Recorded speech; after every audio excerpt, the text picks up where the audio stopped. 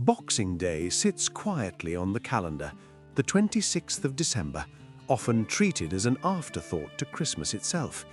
Yet its origins run deep into the fabric of British life and reveal far more about how people once lived, worked, and cared for one another than the modern version suggests.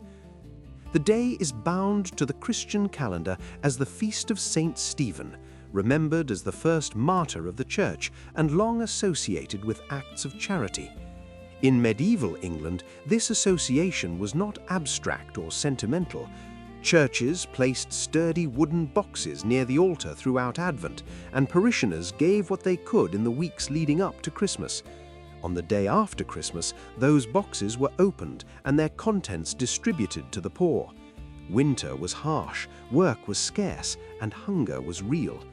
Boxing Day was not a celebration for the comfortable, but a lifeline for those at the edge. As English society became more structured and domestic service expanded, the meaning of Boxing Day took on a new, distinctly social character. By the 17th and 18th centuries, large households ran on rigid hierarchies.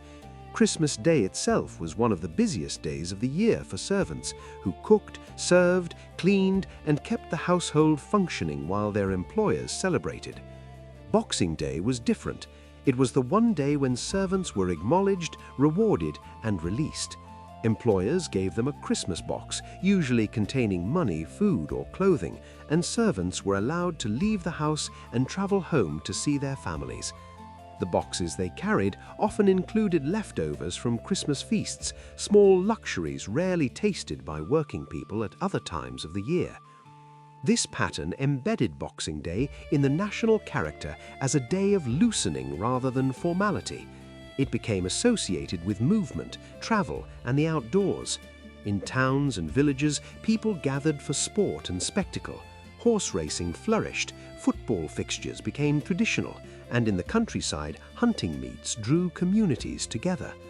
After days of church, meals, and indoor ritual, Boxing Day offered fresh air, noise, and camaraderie.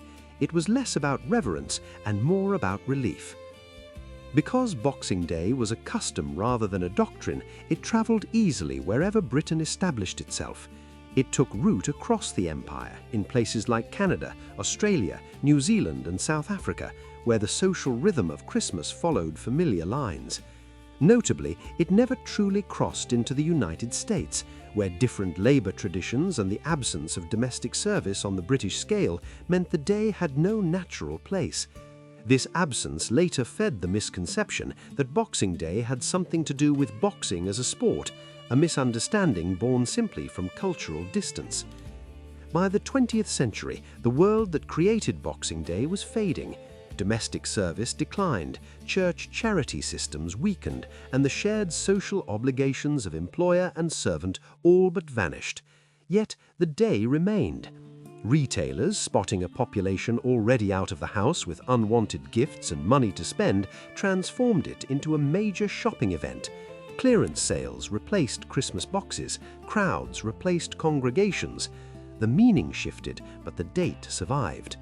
Stripped of its origins, modern Boxing Day can look like little more than a commercial extension of Christmas. But beneath that surface lies a tradition built on fairness and balance. The idea that those who worked should be rewarded, that the poor should not be forgotten once Christmas Day had passed, and that society needed a pause after celebration before returning to normal life. Boxing Day endures not because of sales or sport, but because it answers a human need that has not changed. Christmas alone was never enough.